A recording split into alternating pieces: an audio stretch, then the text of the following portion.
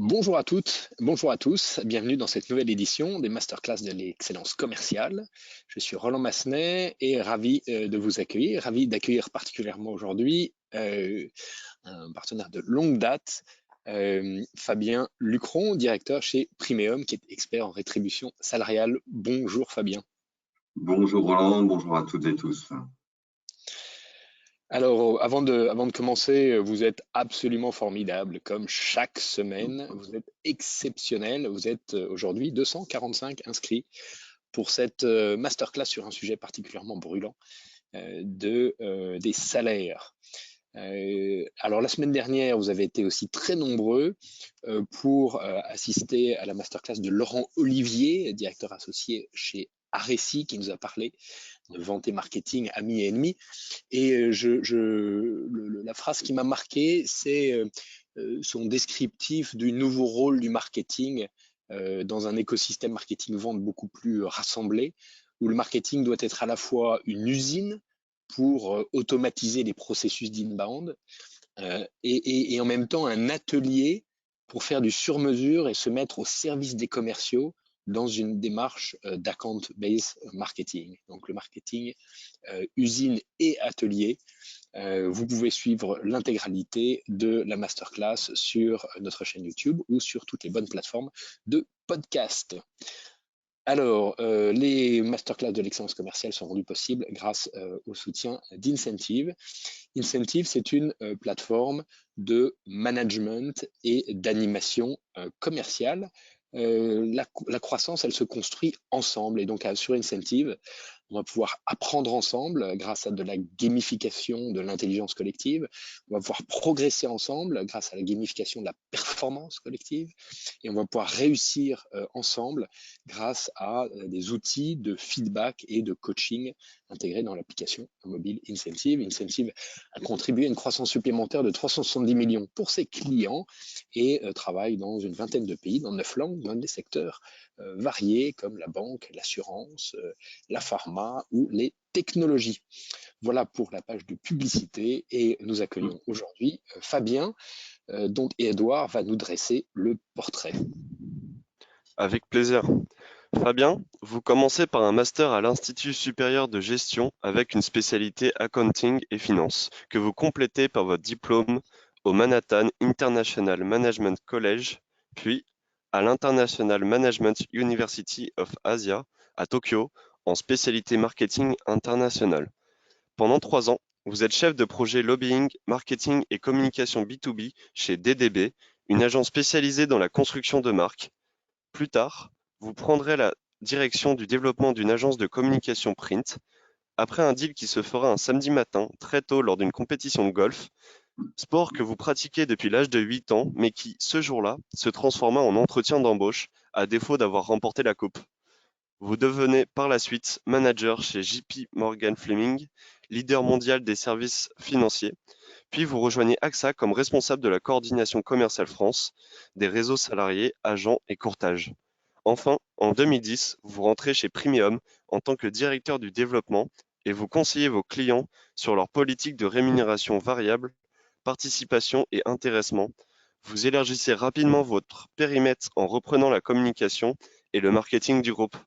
Vous êtes donc un des grands experts français en rémunération et nous sommes ravis de vous recevoir aujourd'hui dans cette masterclass autour des enjeux des salaires des commerciaux. Alors quel parcours varié, diversifié, qui te donne un œil tout particulier à cette notion des rémunérations variables, parce que tu l'as vu en tant que collaborateur, en tant que consultant conseil, en tant que coordinateur chez AXA. Alors, on a aujourd'hui un environnement qui s'est bouleversé pendant la crise. Est-ce que ça a fondamentalement remis en cause l'approche de la rémunération? On va parler plutôt de rémunération variable aujourd'hui, parce que les rémunérations fixes et les grandes négociations avec les partenaires sociaux sont un autre sujet un peu plus complexe. On va parler vraiment de rémunération variable aujourd'hui. Est-ce que les choses ont vraiment changé pendant la crise? Alors oui, ça a quand même globalement un peu changé. Déjà, la première chose, c'est que les gens ont les commerciaux notamment, ont été particulièrement touchés par cette crise. On a constaté qu'à peu près 60% des commerciaux ont vu leur rémunération variable évoluer. Et malheureusement, il y en a en réalité 50% ont vu leur rémunération évoluer à la baisse. Et puis, ça a été quand même une opportunité pour 10% d'entre eux. Ça, c'est plutôt une bonne nouvelle. Bon, mais pour autant, ce qui est évident, c'est que après la crise, on constate quand même une reprise, fort heureusement. Il y a aussi beaucoup d'entreprises qui n'ont pas été aussi touchées que l'on prévoyait. Cette reprise, elle est plutôt solide et assez forte.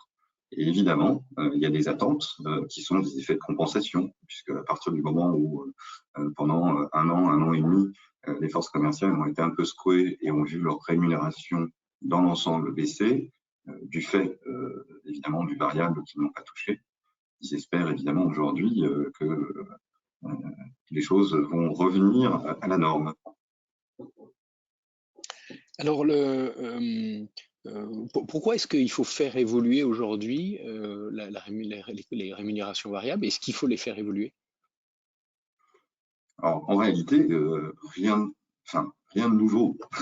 La rémunération variable, il faut qu'elle soit le reflet de la stratégie de l'entreprise.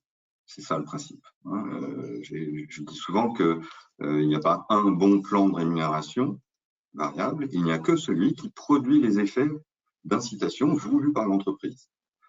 Par conséquent, on doit l'adapter assez régulièrement, en tout cas au moins aussi souvent que le plan stratégique évolue.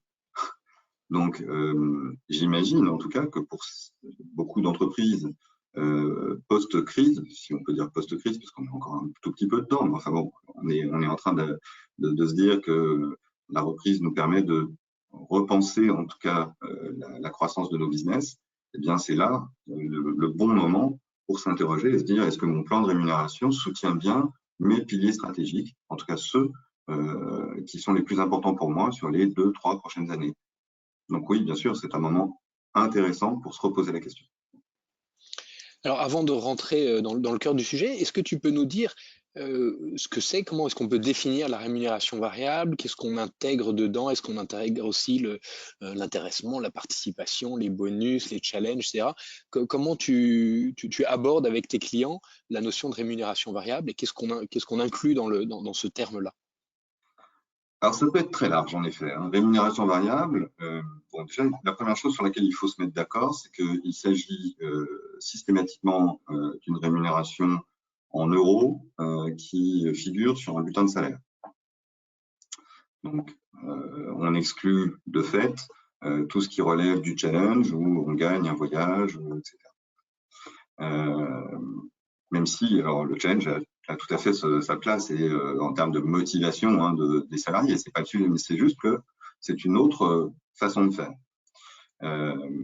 Donc, rémunération variable, c'est en effet généralement une rémunération qui est liée à une exigence de performance.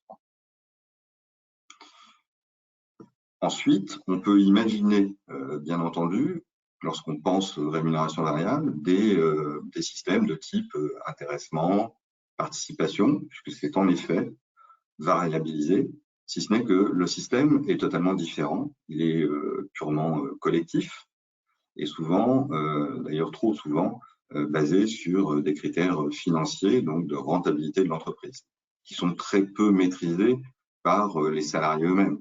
En réalité, un système d'intéressement, pour être clair, on commence à en parler en fin d'année parce qu'on se dit, bah tiens, au final, est-ce qu'on va le toucher ou pas? Ça va faire le buzz si l'intéressement est intéressant, ça va faire le buzz pendant un mois. Mais vos commerciaux ne se lèvent pas le matin en se disant, tiens, je vais aller bosser parce qu'on va avoir un super intéressement cette année. C'est pas comme ça que ça marche. Donc, ça n'a pas vocation à motiver au quotidien, ça a vocation potentiellement à fidéliser des collaborateurs. Ça fait partie de ce qu'on appelle le package de rémunération. Ce sur quoi nous intervenons le plus souvent, même si on intervient aussi bien sur des intéressements, c'est plutôt évidemment les plans de rémunération variable qui eux, intègrent, on va dire, tout type de critères de performance, qu'ils soient qualitatifs ou quantitatifs. Et alors pourquoi est-ce que la rétribution des commerciaux doit évoluer aujourd'hui? Alors, pourquoi est-ce qu'elle doit évoluer aujourd'hui? Parce que je pense que, alors, à la fois, les comportements changent. On doit, notamment pour changer les modes de management, hein, le télétravail en est une des causes. Et donc, pour la rémunération notamment des managers, il y a quand même beaucoup de choses à réinventer. Et puis, parce que on est dans un monde post-crise, avec de fait parfois des effets d'aubaine, on le voit, hein, des entreprises qui du coup sortent de la crise plus fortes, et puis d'autres sur lesquelles évidemment il y a eu un peu de casse et pour lesquelles il faut repenser la notion d'objectif, repenser la notion de performance et peut-être justement un peu se réinventer sur la façon de rémunérer le commercial. Alors tu as des statistiques sur, sur la perception du leadership sur cette nécessité de faire évoluer la rétribution des commerciaux aujourd'hui, je crois. Ah oui, je crois que ça va apparaître là d'ailleurs. On a fait une enquête hein, avec le magazine Action Co auprès de 250 décideurs du monde de l'entreprise en B2B, alors principalement hein, des directeurs généraux, directeurs commerciaux et des RH. Et 7 dirigeants sur 10 imaginent que la rétribution des commerciaux est un bon moyen de faire rebondir le business.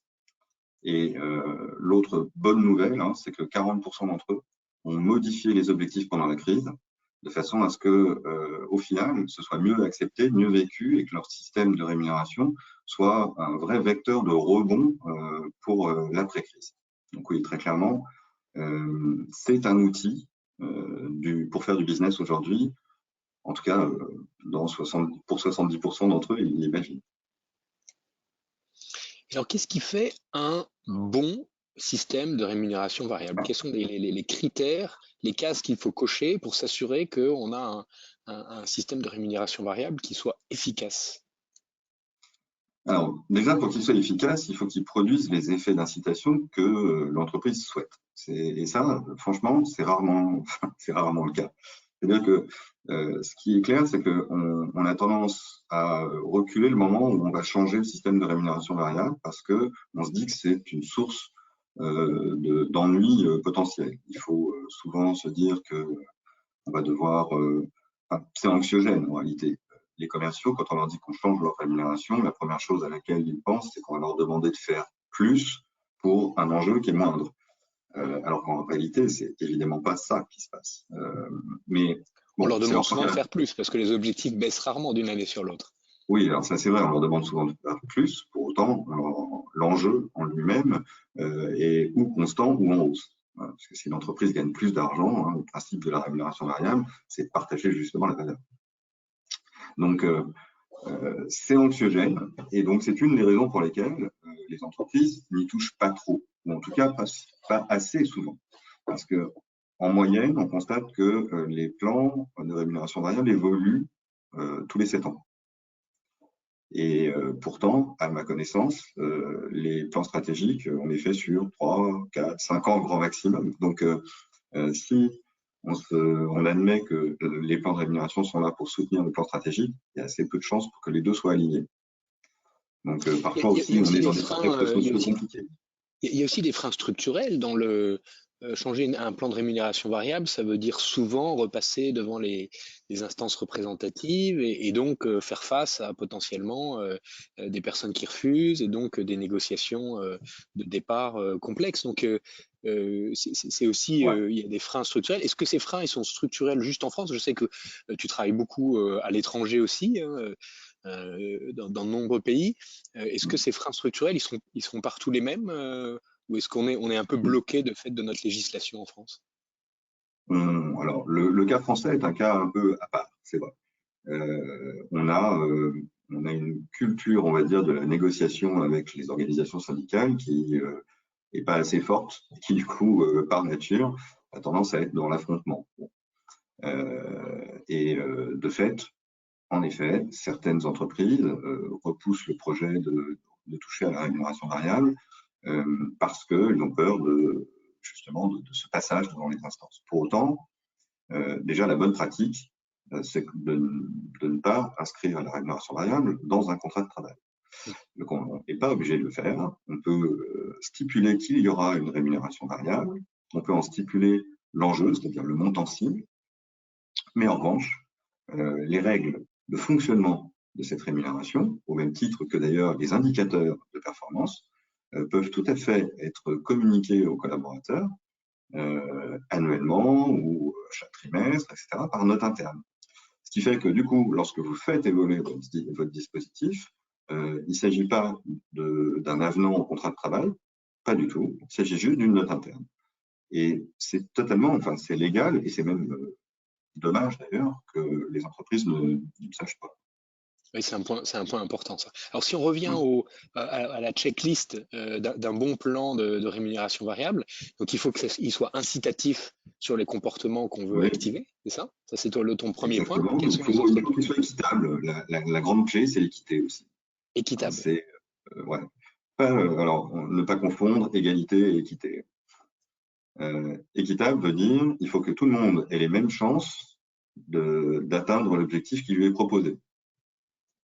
Pour autant, à la fin, il y aura des performeurs et des sous-performeurs, et donc il y aura bien une variabilité dans les primes distribuées. D'accord ? Ensuite, un bon plan de rémunération variable, c'est celui qui fabrique le niveau de sélectivité et de différenciation voulu.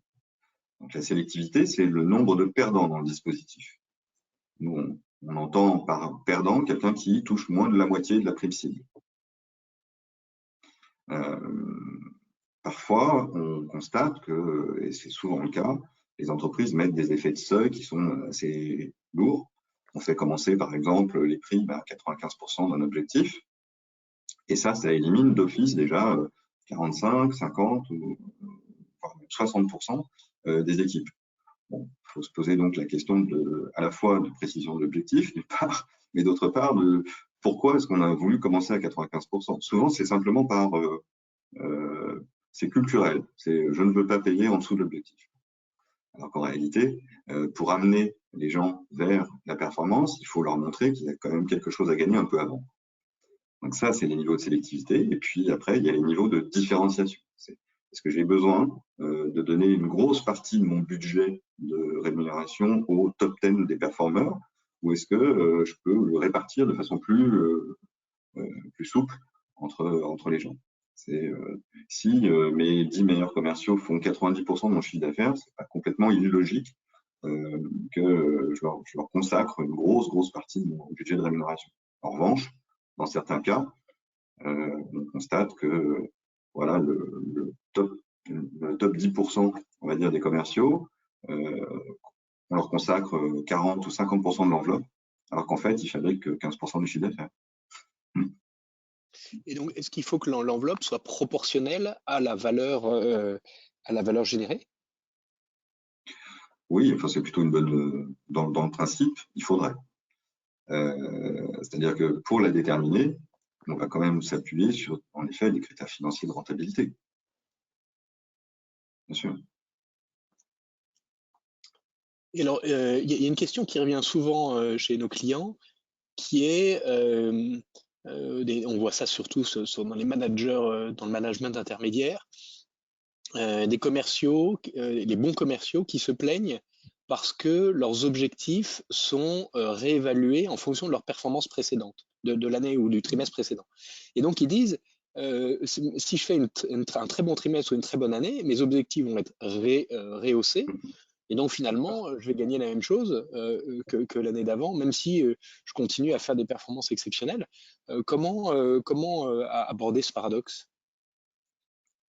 Alors, en fait, la notion d'objectif, elle se détermine en fonction de l'évaluation d'un potentiel. Si on fixe un objectif à quelqu'un, c'est parce qu'on est capable d'évaluer le potentiel ou du portefeuille ou de la zone sur laquelle il est. Donc, normalement, ça découle bien d'une analyse précise et sur la base de critères qui sont connus. Donc, si ça continue à augmenter, c'est parce que le potentiel de la zone ou du portefeuille le permet. Sinon, la bonne pratique serait de rémunérer le fait que ça ne baisse pas. C'est-à-dire que si on a atteint, entre guillemets, le potentiel estimé, il y a un moment où, entre guillemets, on pourrait dire je te rémunère pour que tu continues à faire la même performance, parce que c'est déjà une belle performance que de continuer à rester à ce niveau-là. Et ça, encore une fois, il y a des entreprises qui n'osent pas. C'est-à-dire, la mauvaise pratique classique, hein, c'est de se dire on m'a demandé 3% de croissance, bon, bah, je mets 3% à tout le monde, par exemple. Alors qu'on se doute bien qu'il y a des situations complètement différentes et que pour certains, on va être pourrait leur demander 6 ou 7% de croissance parce qu'ils sont vraiment très en retard par rapport au potentiel de leur zone, et d'autres ont atteint vraiment le maximum et leur demander 3%, c'est insupportable. Donc en fait, on est bien là dans une réflexion sur comment est-ce que je dois décliner un objectif, par exemple national, en régional, puis en individuel. Et pour ça, bah, en effet, il existe des bonnes méthodes, mais en revanche, on constate souvent que les pratiques des entreprises sont parfois un peu décourageantes. Certaines entreprises annulent maintenant, enlèvent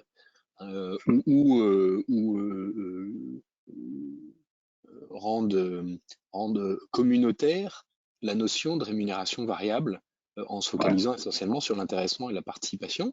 On voit ça beaucoup dans certaines mutuelles, donc des entreprises qui veulent donner du sens et une mission à leurs collaborateurs auprès de ce qu'ils n'appellent pas des clients, mais plutôt des adhérents, des sociétaires. Voilà. Qu'est-ce que tu penses de cette approche? Elle paraît à la fois assez moderne et assez désuète. Qu'est-ce que tu en penses? Alors, en dehors du monde mutualiste, parce que à mon avis, c'est un champ c'est un champ un peu à part. Mais ce qui est vrai, c'est que la rémunération variable, lorsqu'elle est mal utilisée, c'est un outil contre-productif. C'est-à-dire que c'est clairement un outil qui peut se retourner contre vous lorsque c'est mal fait. Parce que au lieu de motiver à produire ce que vous attendez d'eux, ça va potentiellement démotiver les gens et voire même ils vont essayer de trouver des astuces pour continuer à toucher et ne pas faire ce qui est attendu. Donc souvent, et d'ailleurs je fais référence à un article que j'ai lu donc, il n'y a pas très longtemps dans Action Co, où le patron de LDLC expliquait qu'il avait supprimé la rémunération variable de ses collaborateurs et que tout allait bien. Voilà.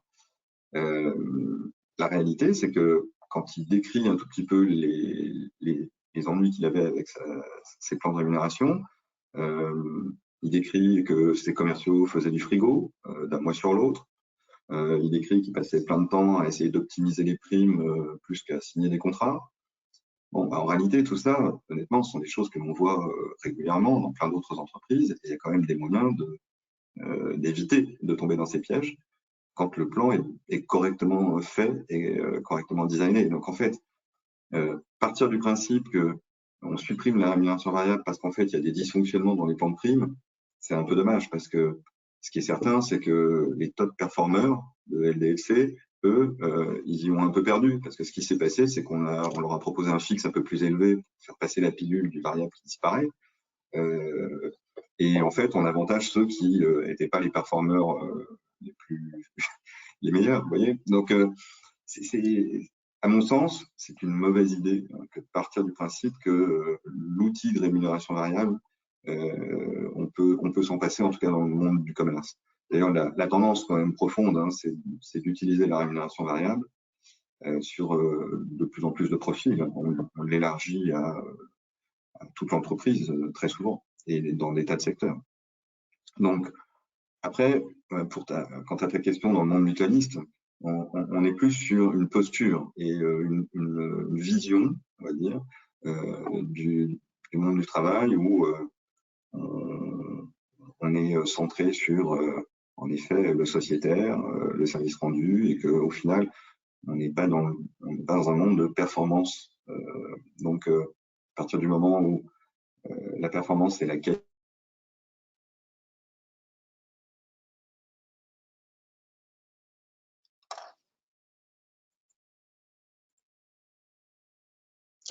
qualité On du n'entend service plus, rendu. Fabien. Est-ce qu'il faut y associer une rémunération variable? On pourrait, mais c'est pas forcément nécessaire, suffisant, c'est jouable. Mais voilà, je pense que c'est très risqué. D'autres s'y sont essayés, notamment à ne mettre que des critères qualitatifs dans les plans de rémunération, donc supprimer les quanti. Ça a eu des effets dévastateurs dans certains établissements. Le télétravail, est-ce que le télétravail a été un obstacle aux négociations, aux évaluations? Est-ce que ça va devenir un obstacle? Est-ce que ça va être plus compliqué d'évaluer ses collaborateurs et donc de fixer les niveaux de rémunération? Donc, est-ce que le télétravail devient un sujet à prendre en compte dans la structuration d'un plan de rémunération variable?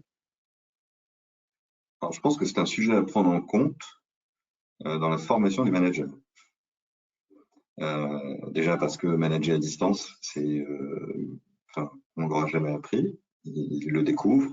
Donc rien que pour ça, c'est déjà pas évident du tout. Beaucoup se disent que déléguer, c'est compliqué déjà. Alors déléguer et ne pas avoir le contrôle, on va dire, immédiat de ce que l'autre est en train de faire, ça leur pose souvent quelques problèmes. Alors, il est évident que du coup, dans l'évaluation managériale, lorsqu'il s'agit notamment de critères de MBO, dans l'évaluation du coût du collaborateur, ça complique un peu les choses. Et c'est là que, à mon sens, il faut former les managers, à la fois dans leur rôle de manager à distance et en même temps, du coup, dans leur capacité à évaluer le travail des collaborateurs et les missions qui leur ont été confiées. C'est donc tout à fait possible d'évaluer quelqu'un, même quand il est en télétravail. Alors, je ne parle pas de full remote, mais je parle bien de télétravail. Et ça ne doit pas être un frein. Et comme tout, il faut apprendre. Et ça nous est tombé dessus un petit peu rapidement, là. Donc, assez logiquement, on va mettre quelques années à faire en sorte que tout le monde soit à l'aise avec cette notion d'évaluation à distance. Dans un article, tu parles de package attractif. Qu'est-ce qu'on entend par package attractif? Déjà, package suppose qu'il y ait en effet plusieurs niveaux et plusieurs choses qui s'ajoutent. Déjà, on a un fixe, normalement. Pour rappel, le fixe, il est là pour récompenser la tenue de poste, les compétences et l'expérience. Voilà. Ensuite, on peut, dans certains cas, y ajouter un variable. On en parle depuis tout à l'heure, mais je le répète, le variable est là pour récompenser une performance, qu'elle soit quantitative ou qualitative. Et c'est bien donc la notion de performance qui est récompensée. Et puis ensuite, il y a d'autres formes de rémunération. On le disait tout à l'heure, on peut imaginer un intéressement, une participation. Et puis après, il y a des formes, on va dire, plus détournées, qu'on va appeler les avantages en nature, le fait d'avoir une très bonne mutuelle, le fait d'avoir des tickets restaurants, et pour les plus riches, le fait d'avoir des voitures de fonction, par exemple. D'où l'intérêt de mettre en place une démarche de BSI, le bilan social individualisé, parce que ça rappelle en fait à nos collaborateurs tous les efforts que fait l'entreprise en termes de rémunération et donc de package de rémunération. C'est bien l'addition de tout ça qui au final représente la rétribution de l'individu et pas seulement un fixe plus un variable.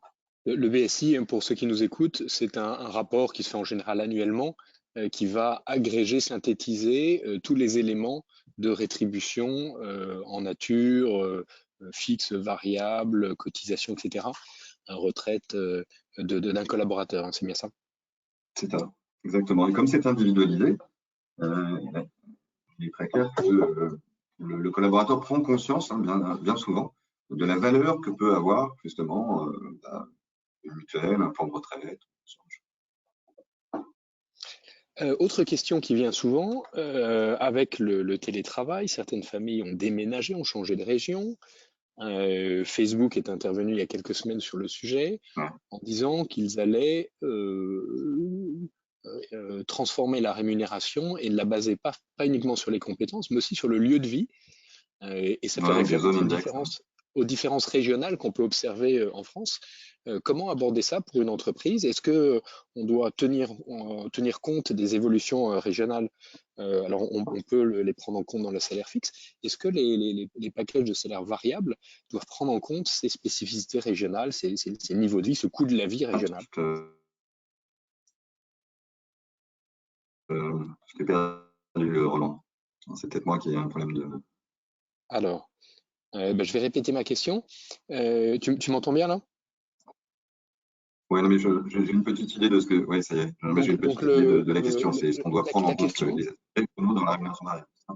Est-ce qu'on doit prendre en compte exactement le coût de la vie locale dans la rémunération variable? Alors, à mon sens, non.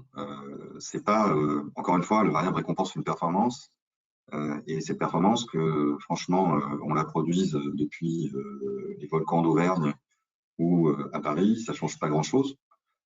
Si on y a attribué une enveloppe et donc un enjeu, c'est parce que l'entreprise y gagne lorsque le collaborateur produit cette performance. Donc, à mon avis, c'est pas le variable, hein.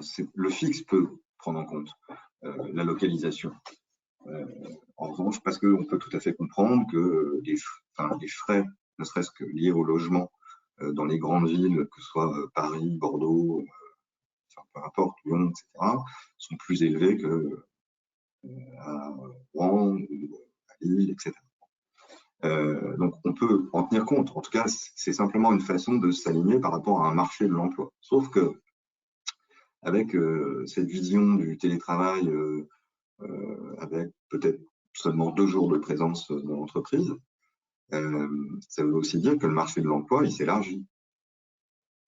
Donc on peut partir du principe qu'on va aller chercher un talent n'importe où en France. Alors c'est plus de concurrence pour ceux qui cherchent un job, et c'est entre guillemets plus d'opportunités pour les entreprises qui acceptent d'avoir un salarié qui est à distance au moins 3 jours par semaine. Donc quant au principe du zone index de Facebook, moi je le trouve extrêmement dangereux parce que là pour le coup, la raison pour laquelle ils font ça, c'est que eux ils ont fait le choix du full remote pour tous leurs salariés. Donc, ça veut dire que plus personne ne va au bureau. Bon, outre le fait qu'à mon sens, c'est une perte de valeur majeure, parce que perte de créativité, perte de plein de choses,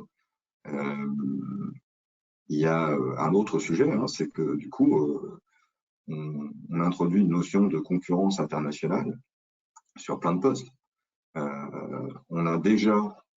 On s'est déjà rendu compte, notamment dans l'industrie, avec l'industrie française, que du coup, avec nos niveaux de salaire, il fallait qu'on produise uniquement des choses à haute valeur ajoutée, parce que sinon, ça passe pas. Mais on est en train de reproduire ça sur le secteur tertiaire en faisant ça. Si on accepte le full remote, ça veut dire que demain, oui, les développeurs, je ne vais peut-être pas forcément les recruter en France, hein. Il y a des tas d'endroits où il y a très peu de décalage horaire et des gens très doués, parlent tous anglais, ça va très bien.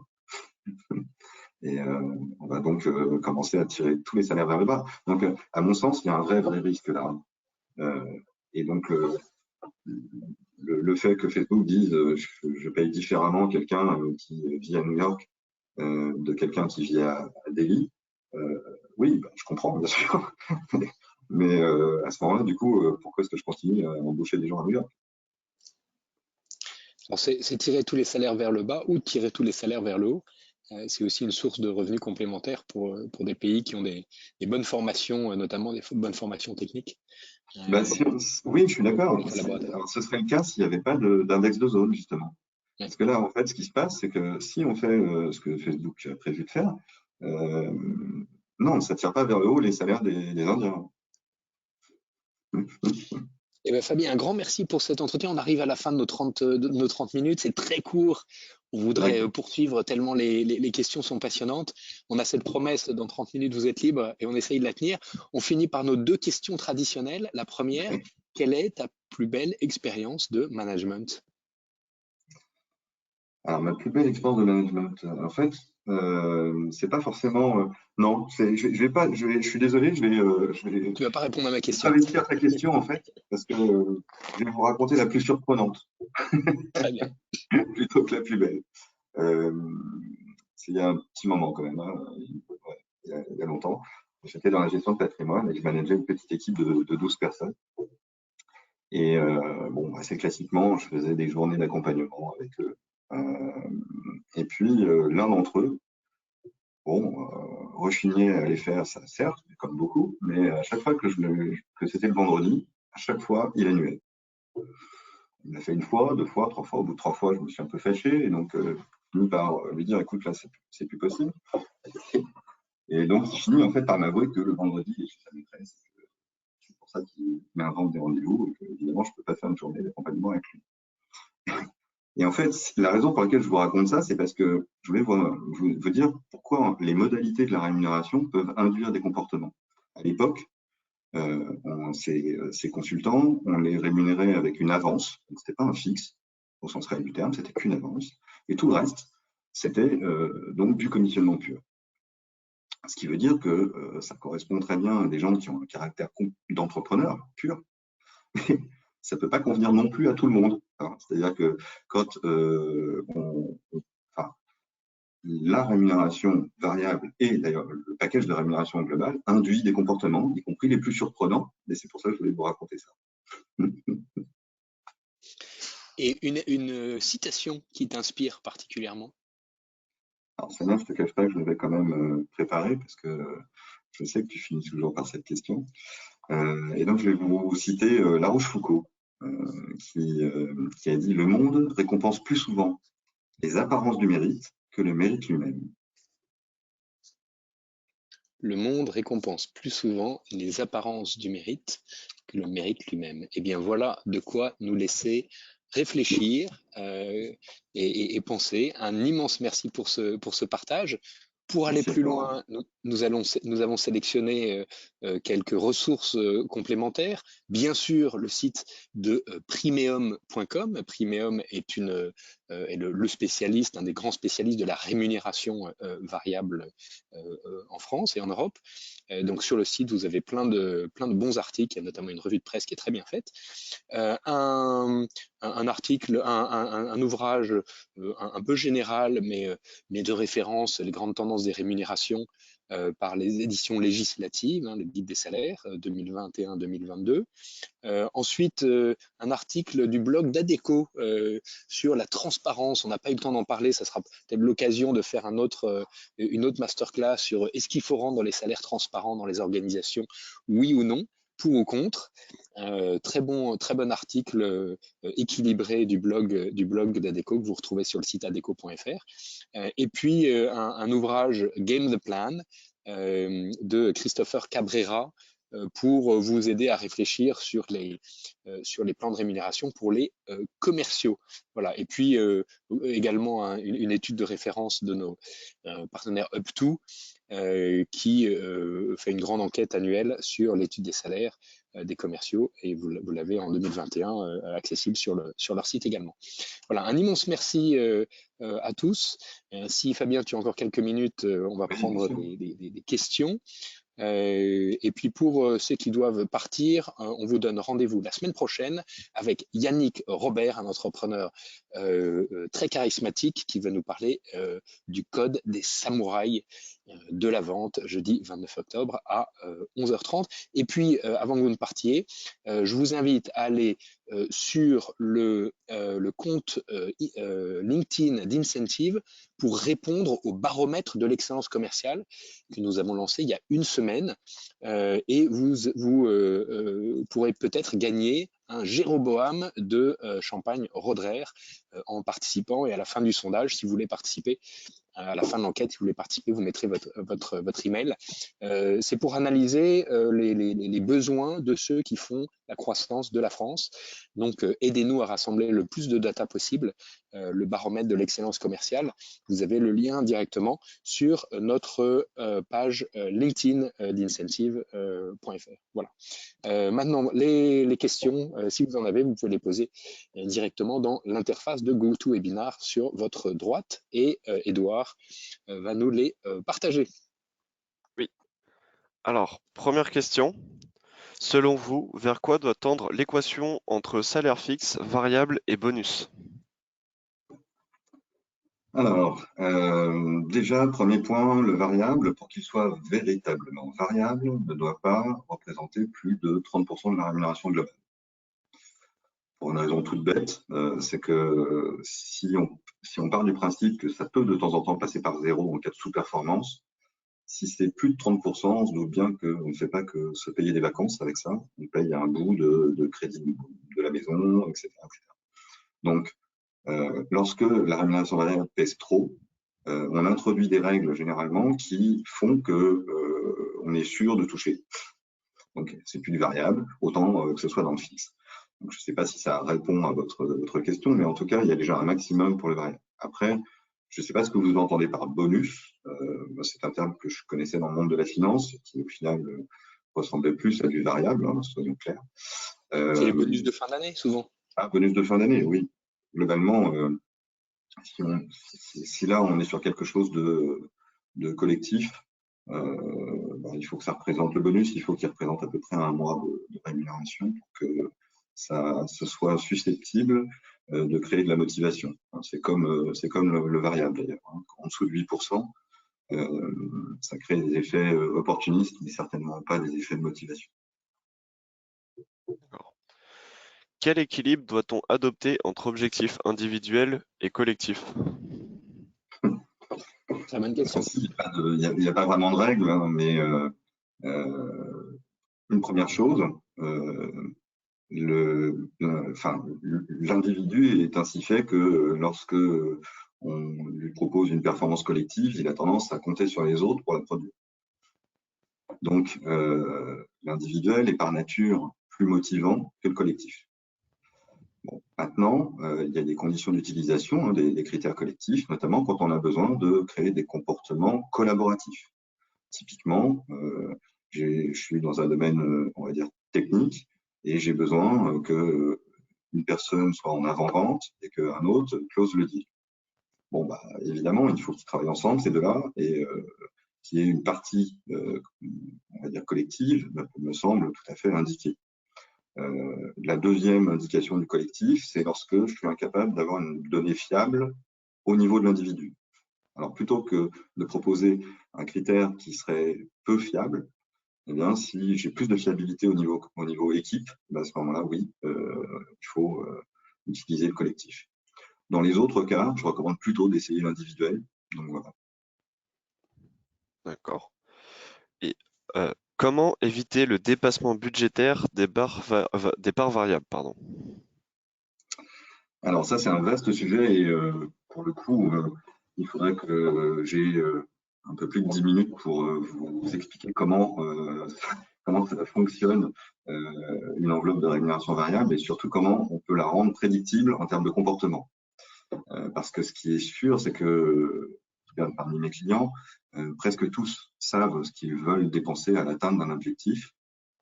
En revanche, quand ils sont à 107, 108% de l'objectif, c'est-à-dire qu'ils ont généré de la croissance, tout le monde normalement est content, sauf que si l'enveloppe de rémunération elle a doublé et que ce n'était pas prévu, ça, pour le coup, ça peut en effet poser de gros problèmes, au même titre que lorsqu'on est à 95% de l'objectif mais qu'on a dépensé l'enveloppe, peut-être plus, qui était prévue, ça aussi, ça pose de gros problèmes. Et surtout, ce qui pose problème, c'est qu'on ne l'ait pas prévu. Moi, je n'ai pas d'avis sur le fait qu'il faille dépenser 140% de l'enveloppe pour aller chercher 5% de croissance. Ça dépend des business. En revanche, j'ai un avis sur oui, il est possible de prédire le comportement d'une enveloppe, mais pour cela, je suis désolé, il va falloir un petit peu plus de temps pour vous expliquer les notions de dispersion, tout ça. Et je ne vais pas pouvoir y répondre aujourd'hui en tout cas, mais n'hésitez pas à me contacter. Dans ce cas, dernière question. Faut-il plafonner les variables? Oui, c'est une bonne question parce que il y a notamment, lorsqu'on utilise du commissionnement, cette promesse assez classique du fait que les arbres montent jusqu'au ciel.